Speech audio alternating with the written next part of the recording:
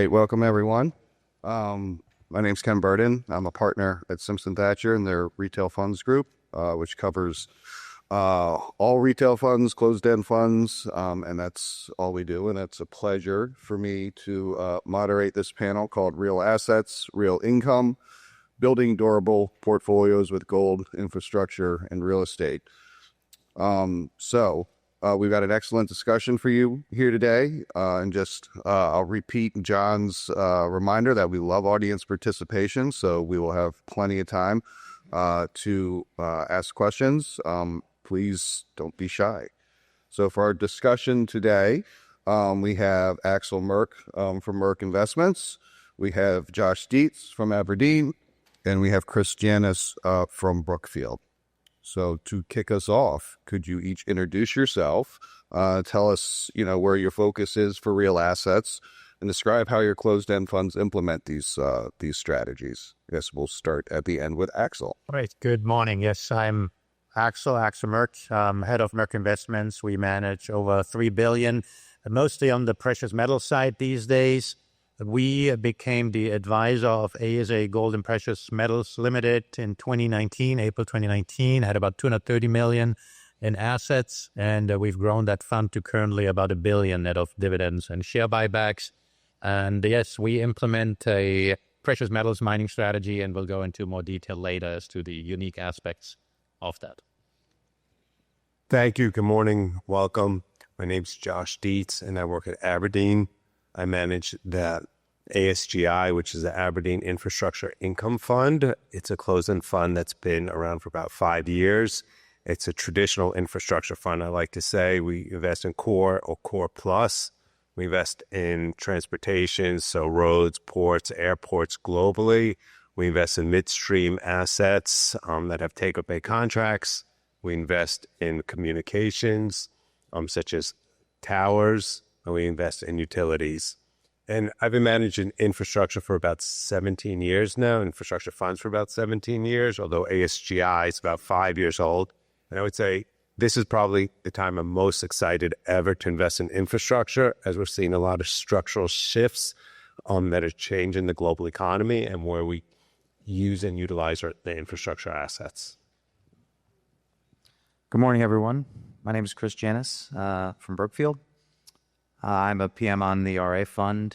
So the RA fund is an asset allocation fund by nature. We invest in equity and credit across real asset sectors. We're predominantly more of a fixed income fund by prospectus. We have a minimum 65% of gross assets in credit. Today, we're more like 90, just given the environment within credit. So levers within the credit side of our fund are high yield corporate credit, again, focusing just on real asset issuers, as well as RMBS and CMBS. And then on the equity side, we deploy through our listed infrastructure equity and global REIT strategies. All right. Well, thank you very much. And so what do you see as the benefits of, the real asset strategies that you run, or focusing on issuers that are exposed to real assets as opposed to something that's, broader market or in other sectors? Well, I start. So the precious metal space obviously has been in the news. Historically, people invest in precious metals either to diversify or to speculate. And you can somewhat do both. The constructive way of saying it in the combination is that you get a lot of bang for your buck given the volatility in the space. The one thing that many investors may not be aware of is that the precious metal space has the greatest dispersion of returns of any sector, which is a fancy way of saying that active management matters. The large mining companies are too big for their space to grow. You cannot replace 5 million ounces that they mine every year with acquisitions. It's very, very difficult. So they've gotten involved in these huge copper mining projects. And so what we do, we can go downstream to small junior miners, do all kinds of things that you cannot do in an open-end product because of the limited liquidity. And so we use the closed-end fund space to provide diversification in this very niche market. It's a niche market. It's very uncommon, obviously, in some ways in the closed-end fund space, but at the other end of the spectrum, the closed-end fund structure is uniquely suited for a investment strategy where long-term investing with very patient capital is very helpful. Yeah, right. So for us, ASGI invests in both listed infrastructure as well as private infrastructure assets, which is really unique. It's a unique way for investors to have the retail investors specifically have the opportunity to invest alongside institutional investors on infrastructure, real assets on the private side. So we think that's an advantage of having the closed-end fund. And in terms of investing in infrastructure and real assets, and I'll speak specifically about infrastructure versus other real assets because that's what I invest in.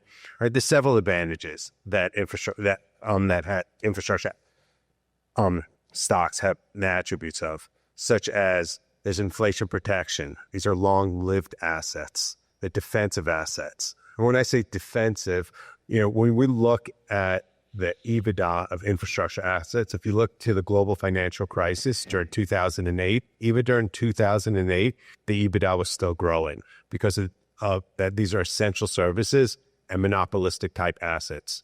In addition, there's an inflation protection component to infrastructure assets.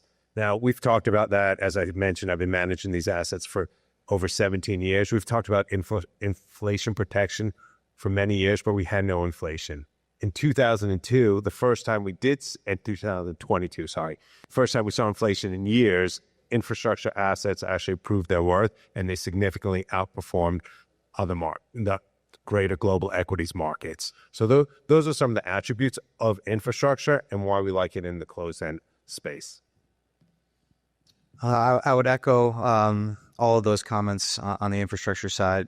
Maybe I'd speak on credit briefly. One topic that has been very topical for us this year is obviously the tariff policy that has gone through the market. One very tangible benefit of our universe of real assets is predominantly domestic and less reliant on global trade. And I can give you a stat on that. I think S&P put out a report through this year, only a few weeks ago. 5 real asset focused companies has seen downgrades as tariffs being the main primary driver versus non-real asset sectors. I think the number is like 50. So again, that's proving their worth there for being not only durable structures, but also a bit out of the fray of global trade policy. And the other tangible benefit, again, kind of echoing everything Josh said, how that feeds through on the credit side is you don't have that inflation protection. You're a bond, but your underlying cash flows do. And so that ultimately benefits your credit quality. And we've seen dramatically lower default rates within real asset sectors versus non-real asset sectors over the last 50 years. Let me just chime in on the tariff side to make this a bit interactive. Many people may not be aware why the price of gold and gold miners have done so well. And one aspect that's underreported in my view is when you talk about tariffs, you're not just impeding the flow of goods. The other side of that coin is the flow of currency that you're impeding. And so when you're disrupting global flow of money, it does impact the bond markets. It does impact the cost of borrowing because deficits need to be financed more domestically. And so a lot of people who had been for decades on the fringe of some concerns about what's going to happen to the dollar, what's going to happen to deficits, are moving ever so closely to mainstream. And I'm not saying they're necessarily a mainstream at this stage, but the precious metals market is very small. And so you just need a little bit of movement for outsized returns in that space.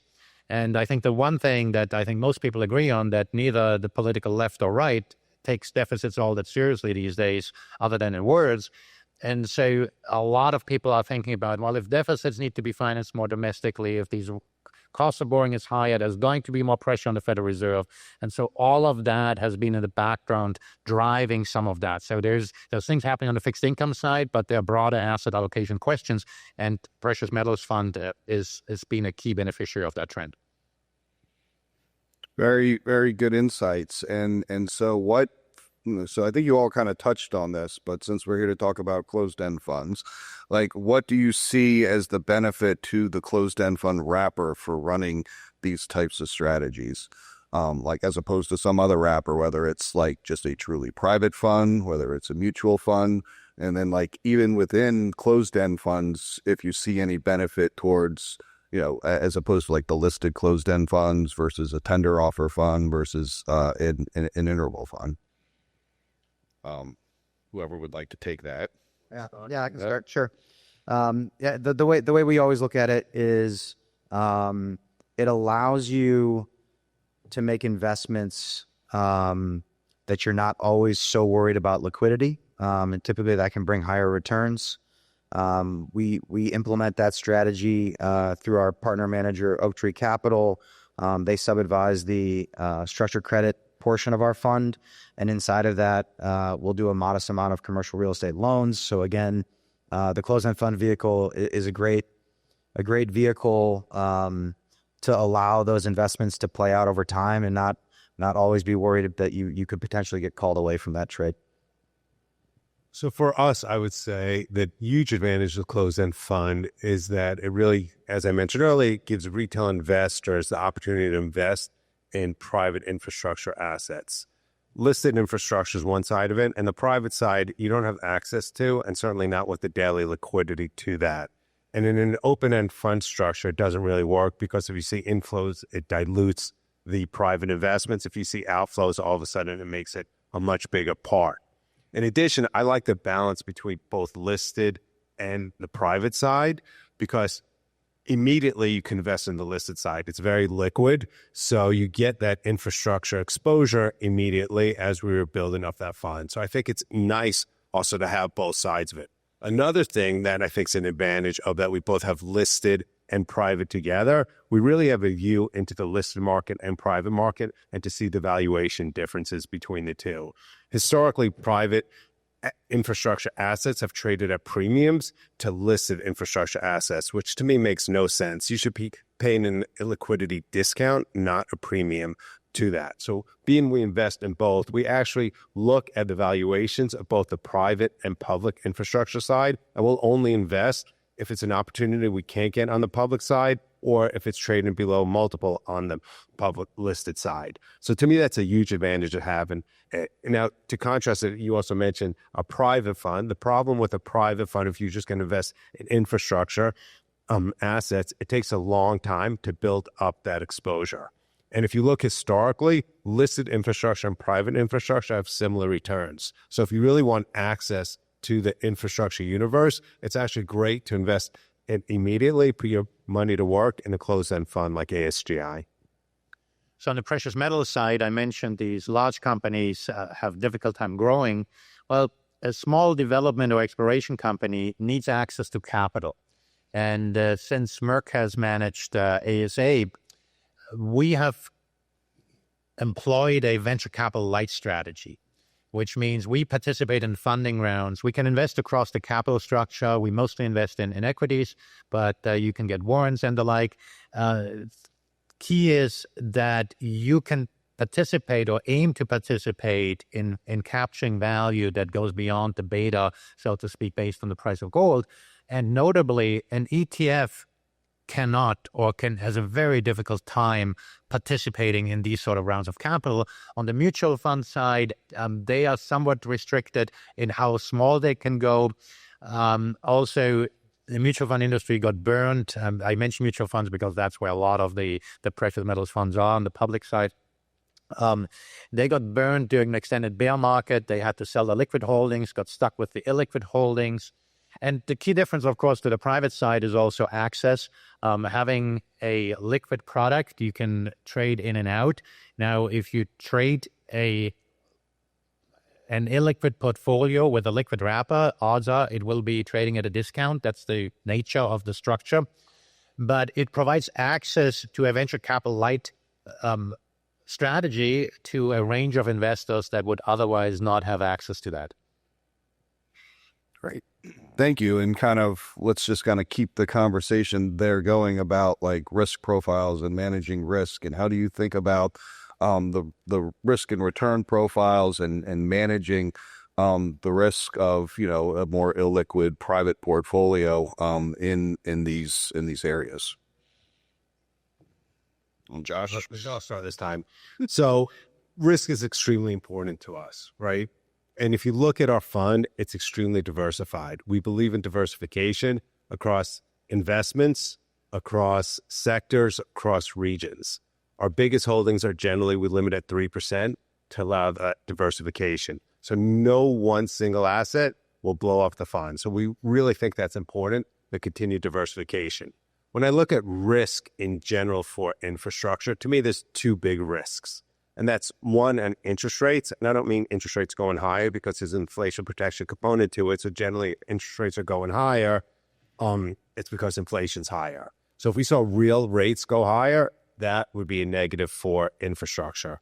Now, to Axel's point earlier, governments have been extremely irresponsible with their amount of debt they have their balance sheet. So I can't imagine any central banks allow real interest rates to go higher. So that is a risk, and everyone should be aware of that when investing in infrastructure. But that, to me, doesn't seem like a risk right now. The other risk for investing in infrastructure is really any type of political or regulatory interference. And that could happen anywhere. We saw it in France recently with their focusing on infrastructure assets to tax more. So again, how can you avoid that? These are exogenous risks. No one could predict it. To me, the best way is diversification. It happens in developed markets and emerging markets, these exogenous risks. And that's why we like to be diversified. In emerging markets, which we do invest in as well, which we think is a great opportunity, we limit our exposure per country to a maximum of 5%.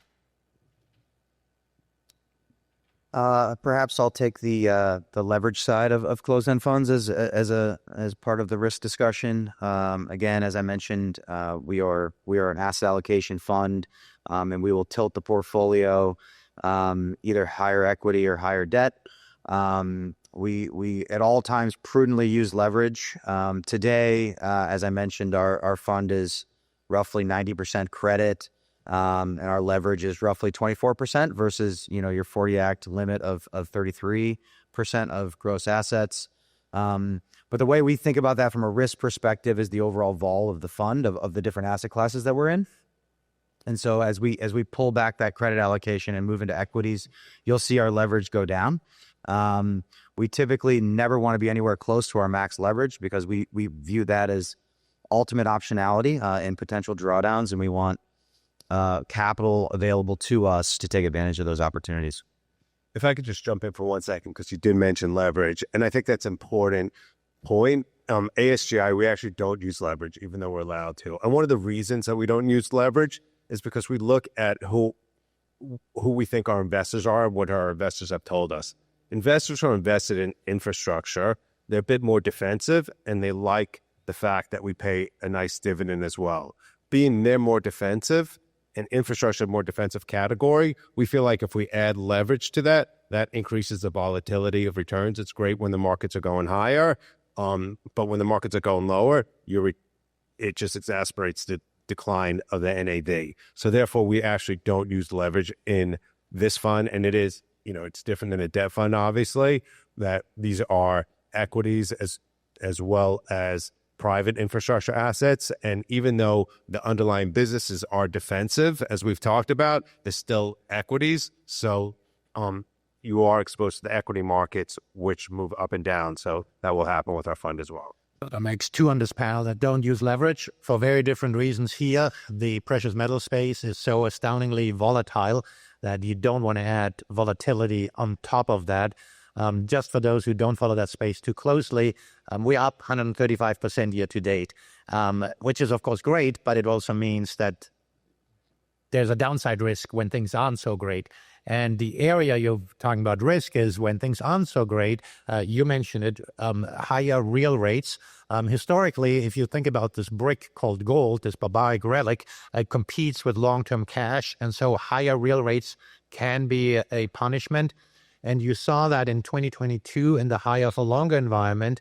Now, while we don't really invest in much in debt, But when you have to access the funding markets, you have a very similar risk profile as in the credit markets. And so during the higher for longer environment, the fund suffered. And the returns started to turn positive pretty much the moment Fed Powell signaled an end to the higher for longer environment, which was in October of 2022. Some people put it in December of 22, but if you listen to his speech in October, that was kind of the turning point. The way we manage risk is obviously the scarcest resource is the same as many other sectors, is good management. So we invest in good management. Foremost, what we see is that we communicate to our investors of what we do so that they can work with that in how they fit ASA into their portfolio. And the reason I mention it this way is we could employ, say, some options overlay strategy or something to reduce the volatility of the fund. If you were to do that, you almost certainly underperform in a bull market. And while that may be a choice through market cycles, we have communicated that this is the strategy we want. And that's in part because the investors that give us feedback is exactly what they want. They want the exposure to the junior mining space. They want the exposure to active management, and they want to get the returns that are available or the diversification that's available in that space. And so while the fund is rather volatile, it is by design. And of course, we manage the sort of risk we can. There's geographic risk, there's geopolitical risk. And by the way, there's geopolitical risk in every jurisdiction, including the U.S., as we've seen with interventions. Those risks change. A few years ago, West Africa was a great place to invest in, not so much these days. Latin America wasn't such a good place. It's become much better.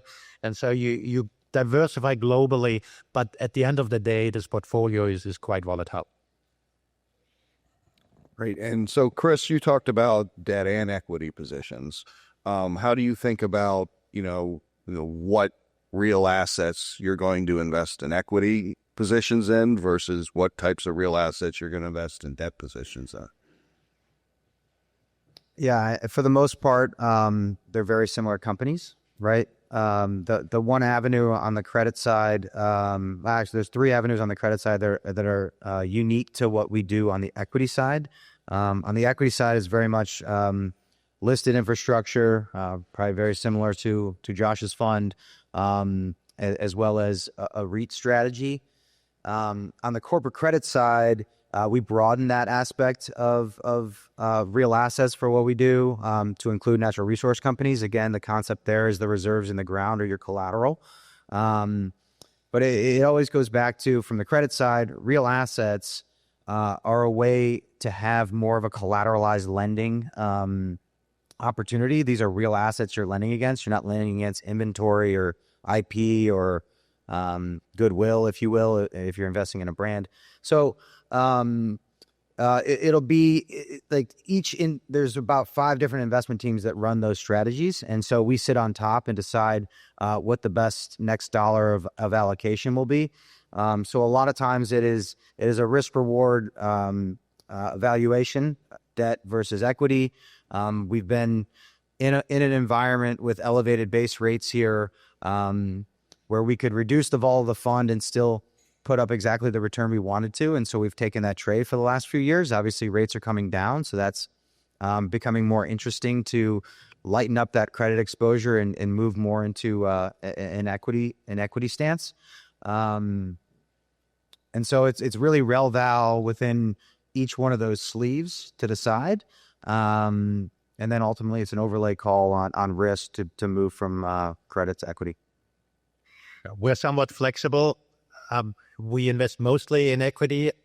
Often we invest in pre-IPO. These companies go public very early, but we are able to invest in privates as well. Often they go public soon after. But we've invested, amongst others, in convertibles as well. There's one convertible we have invested in where we love the project, but we think it's going to be more capital intensive than the market thinks. And so sidestepping some of that dilution, we can invest in convertibles. It depends on the phase of the market we're in. And then currently, though, we are quite equity heavy. So to a little bit more of a hotter topic, AI. which is rapidly evolving, both in terms of its, sophistication and its use cases. So, like, Josh, what are the ways you are seeing using or evaluating AI as it relates to the infrastructure investments that you're making? So AI is a great topic and one of my favorite topics, and there's different ways. I'm going to talk about the way we use it and really the way we invest in AI. So we're actually using it quite a bit now, just in determining and looking at companies. So it gets us up to speed much quicker. We have artificial intelligence that we can use at Aberdeen, which is fantastic. But to me, the real big opportunity is investing in artificial intelligence. And what do I mean by that? If you look at the different innovation waves throughout history, the Industrial Revolution, or whether when we're the proliferation of cars, the underlying investment that best supports that is infrastructure. So during the Industrial Revolution, invested in rails. And the same thing's happening in artificial intelligence. Right now, the big bottleneck for investing is the power. So let's talk about power a little bit and why that's such an opportunity. And I'll talk about the US and Europe separately. So basically, right now, in order for data centers to work and machine learning, you need GPUs instead of CPUs. A GPU uses about 3 to 4 times as much energy as a CPU. Over the past decade in the United States, energy demand has increased about 0.5% per year. In Europe, it's actually declined by about 10% over the last 15 years. In fact, in Germany, they use as much power today as they were using in 1990 when I was in college during reunification. So the big opportunity is supplying that energy. We've seen that inflect in the U.S. Now, in the first half of 2025, energy usage has grown about 4%. In Europe, that's just beginning. So Goldman Sachs just put out a report. In the beginning of 2025, data center requests for connections were about 170 gigawatts. 9 months later, it was up to 280 gigawatts. That's a 65% increase in just 9 months.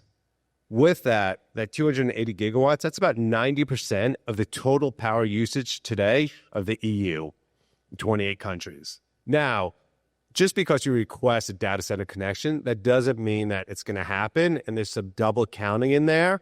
Now, let's assume that only 20% of those connections actually happen. European energy will start growing 2% per year. And it's great to talk about it, but it's even better when you actually see investments. Microsoft announced a 10 billion euro investment for data centers in Portugal. Google announced $5.5 billion in Germany. NVIDIA announced investment. So we are seeing money being put in the ground. And the great opportunity for investment in infrastructure is really that power. And we're looking for companies that are providing that power that have long-term either PPAs, regulated contracts. So again, not taking speculative views on where the spend is going to take place, but really investing in that underlying infrastructure that supports that power for artificial intelligence and data centers. The only thing to add, to not say things you hear elsewhere maybe, is that gold, of all things, was elevated to be a critical mineral by the administration, most recently copper as well. So we have a very mining-friendly jurisdiction, in part driven by the sort of things that you have mentioned here. And we see other countries around the world also embrace anything that can support more energy usage, and that has to include things on the mining side, and precious metals are the beneficiary of that. By the way, there is on the critical mineral side, some projects get funding, and that critical minerals, they are not that rare. The rare earths are not rare. They're just very scattered. And so when you mine these things, you get other things as well. And so some of these projects are really gold projects that happen to have a strategic mineral component. We've had one investment, a junior gold investment. They discovered lithium. And guess what? They got re-rated by the market, right? And now it's a lithium company. Very good. So just tell me a little bit, so we've talked a lot about the benefits of real asset strategies. Can you tell me what in your mind is the biggest challenge you see facing you as we're moving forward into 2026 with, the real asset strategies that you're running? You want to take that, Chris, to start? Sure. Inherently, the real assets that we invest in are sensitive to rates. So from a macro risk potential, obviously we've come down in rates recently. But again, as Josh was mentioning, the budget deficits and borrowing by both here domestically and foreign sovereigns is troubling. And so, given the nature of real assets being very long duration investments, we are tending to be quite sensitive to rates. So that is certainly a risk of or a headwind potentially if that long end gets more unhinged as we move forward with all these governments borrowing as much as they are. Yeah, and the opportunity of being political rates, indeed it is. I'd like to point out that both the new prime minister in Japan and the U.S. president had indicated, well, why don't we give some cash to people impacted by the higher cost of living to mitigate those risks? And if we are to do that at scale, we may well be back at an era where we have to have central banks that do higher for longer. Now, how big is that risk? I don't know. Currently, we're kind of in the sweet spot where rates are coming down. And in my view, it's pretty clear that the fiscal discipline is not coming back anytime soon, neither in the U.S. nor around the world. There are lots of drivers why the world has become more expensive. When you deglobalize, it's more expensive to do business. When you have more industrial activism around the world, it's more expensive.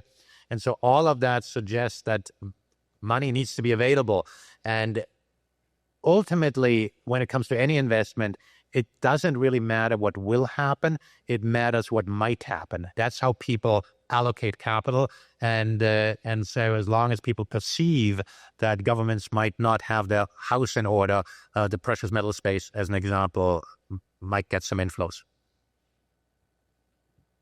Josh, anything? No, I mentioned the risks earlier for infrastructure, and I would echo a lot of the sentiments here. If we do have high inflation, though, infrastructure is a good investment opportunity, as I mentioned, as we saw in 2022. All right. Well, one more question before I'm going to open it up for the audience. But if we do this panel next year and we're sitting here at the end of 2026, what do you think is going to be the biggest theme that we're going to be talking about? Biggest theme we're going to be talking about in the real asset space? Maybe you're first. I'll start. And I'll kind of end how I started and just saying that there's so many structural drivers now for infrastructure. I'm not speak specifically about infrastructure. We talked about artificial intelligence. We talked, and we didn't mention the energy transition. Right? We're still moving to more and more renewables. And that used to be just to replace carbon emitting alternatives. But now that's part of the solution for increased need for power. In addition, we have continued urbanization. Right? That's a theme that's not going away. And basically, the world's population has doubled over the last 50 years. The number of people living in cities have tripled. If you look out, we expect the world's population to grow another 22%. The people living in cities is supposed to grow 50%. The vast majority, if not all of that population growth, is going to happen in emerging markets. So we think that's a big opportunity to invest in emerging markets as well. And then just the last part, we haven't mentioned digital infrastructure either. Data has been growing 20 to 30% per year. That's going to continue to grow as we use more and more 5G, and we see autonomous driving cars, which uses much more data. As we have continuation of this data usage, we need more towers. So those are the themes that we've talked about over the past couple of years. We think that's going to continue, and that's not going to change. The one thing that is interesting about infrastructure is if I look at where I was investing, 10 or 15 years ago, that's different than it is today, and it's evolved. It doesn't happen overnight, but it evolves over time, and we see the opportunities continuing to grow, and we expect that to be the same next year in 2026. Yeah. I would say we're still going to be talking about this AI build out. It's still early days, and where infrastructure plays a role there via power, as well as natural gas, midstream companies. But to bring another topic up, I think real estate will get more interesting next year. Obviously, it's been challenged given the move in interest rates, as well as oversupply in that 2021-22 era. One thing that's very interesting is there's not much supply being done in the last few years, and so you're getting through that wave of supply, and the real estate markets are starting to tighten a lot more. And just by way of what's happened with inflation, existing buildings versus replacement costs are going to look much more attractive. And so I think 2026 could be a year that we're talking about real estate having much more growth potential. So if I have to give a disclaimer first, if history is any guide, nobody has a clue what next year is going to bring. So with that caveat out of the way, my crystal ball is when you're faced with policy uncertainty, and I think that's one thing we can agree on, that people have no idea what the next tariff is going to be and whatnot. If you are CEO, what you're going to do is you're going to control what you can control, and that is cost. And that is part of the reason why we have seen as many layoffs as we have, people getting ready for whatever might be ahead. And so that's obviously a headwind to growth. That's counteracted by a push for deregulation. And depending on how effective that is, that could unleash the animal spirits for growth. I'd like to remind people that Greenspan warned about irrational exuberance years before that tech bubble burst. And so a lot of people are worried about an AI bubble. Well, if there is one, is it going to run out tomorrow or in 5 years? We just don't know. With regard to our space, the precious metal space, it tends to do better the worse the rest of the economy is. And the one thing that's a bit unusual this year, there's quote unquote, everything has gone up. Not exactly, but the one thing maybe, and we didn't discuss that, precious metals has a history of being uncorrelated. That doesn't mean it's never correlated to anything. These correlations phase in and out. But the reason why people ultimately invest in precious metals is because they believe there might be an economic downturn. Well, that's one of the reasons anyway. And there might be disproportionate returns as the Federal Reserve starts easing more than previously priced in. And of course, not to be neglected, we are going to get a new Fed chair. And I have various opinions about that, but I'll leave that for a discussion over coffee. Coffee or a beer, maybe. But thank you all very much. Great insights, and we've got our panel for a little while longer.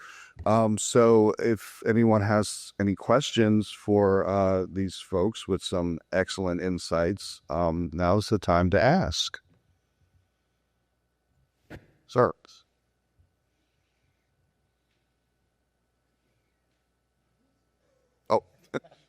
So I guess you're next. For Josh, can you talk about the reasoning or the benefits you foresaw taking a local fund, JEQ, and merging it into the ASGI? Thanks. It was a combination of the demand for JEQ from the larger investors, as well as the fact it was traded at a large discount.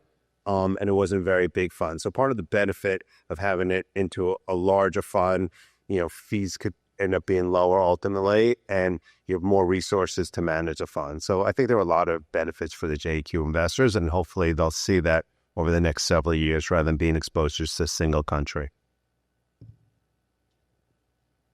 2 questions, one for Axel and one for Josh. Axel, you mentioned some reasons to either invest or trade gold. Do you view gold as more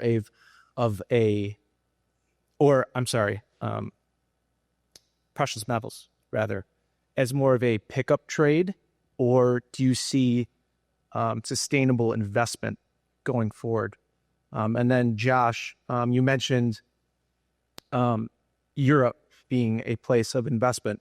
Is there a more specific emerging market that you see benefiting more as infrastructure continues to be built out? Thank you. Thank you. So there is a whole range of investors in gold and gold miners or precious metal space. A lot of investors invest in one space or the other. They have distinct risk profiles. Price of gold, for example, has a volatility similar to that of the equity market, but can surge at times. Personally, I'm an investor in both spaces and have been for decades, so I'm a bit of an outlier in that. Because gold doesn't have many fundamentals, it tends to attract some technical investors, so you do have those traders as well. I would like to caution everyone against trading the gold miners, be that ASA or the big ETFs, simply because the movements can be rather dramatic. They are literally in recent weeks have been 5% moves in a single day. And so if you're good at that, be my guest. But for most investors, it helps to be a longer-term investor. Now, in the closed-end fund space in particular, we have all sorts of investors. We historically attract a lot of retail investors. ASA was founded in 1958, and a lot of investors have been in there for decades.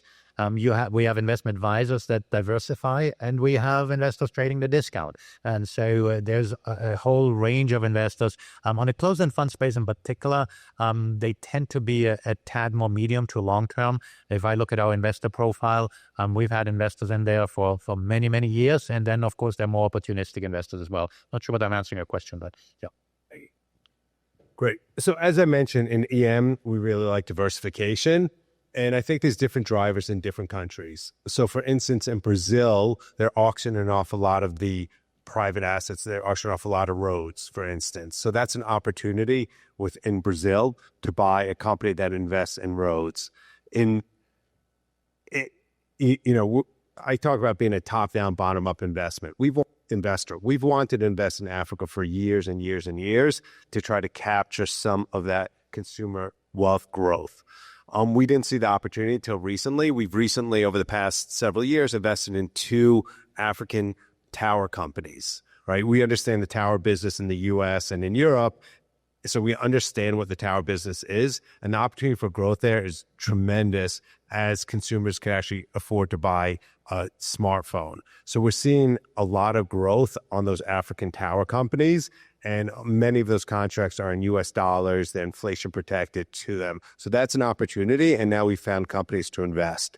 In Mexico, we like the airports, for instance, because we like the regulation there and the fact that they've grown. In the Philippines, we've invested in a port that has seen we've invested for probably over a decade now that continues to acquire small little ports, and we're seeing good growth there. So I think it's, rather than saying we like one country, it's different dynamics in each country and where we find the investments, and that's what we see. Sir? Yeah, for Chris, wondering if you consider timberland to be a real asset, and if so, what vehicles do you use to invest in that area? We do. It's very hard to access in the public markets. There are a handful of smaller farmland REITs that we typically do not invest in, just given how small the market caps are. And so that is part of our ag and timber can be in our credit strategy. You can access things like Weyerhaeuser and things like that. They're just not yieldy enough. A lot of those are investment grade companies. And so that is always within our universe. There's just not much of a presence in our fund right now, just given the limited options.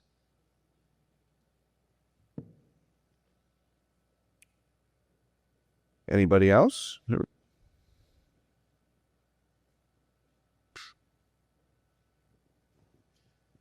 I want to go back to the point she made about AI and the power centers. I thought the numbers are really insightful and interesting. But I wonder, kind of in the or more long-term view, when it seems to be, it's kind of the rage now. And I think a few years ago there was oil and gas MLPs, and before that mortgages, and we can go all the way back to the kind of the tech bubble. I wonder, how do you when you have a new trend like that, how do you kind of see through the trendiness and the hype to come up with an actual value, and how do you determine if this is a long-term thing versus kind of the flavor of the date? I love that question, because this is just the core of being an infrastructure investor, and why I said we want to invest on the power side rather than invest in a technology company. So we're investing in companies that are signing long-term PPAs, power purchase agreements, or that a utility that has a regulation that they're allowed to receive a certain return on it. So these are long-term contracts rather than speculating on which technology is going to be the best, whether AI is going to be there or not. I actually very much believe in artificial intelligence going forward, but investing in the underlying infrastructure is very different than investing in the technology.